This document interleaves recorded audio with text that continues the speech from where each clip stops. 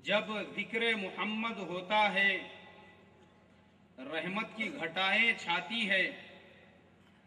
जब जिक्र मोहम्मद होता है रहमत की घटाएं छाती है।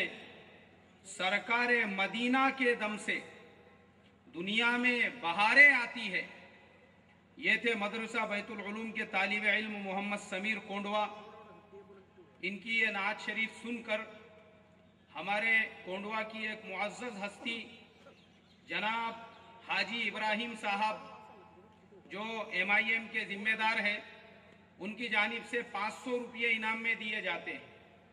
मैं मोहम्मद समीर से दरख्वास्त करता हूं कि वो आए और अपना इनाम लेकर जाए।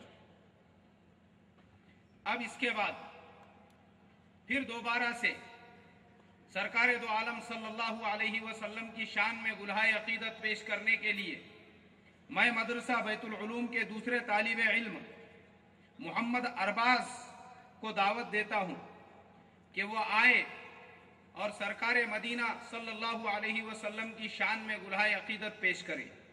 मोहम्मद अरबाज।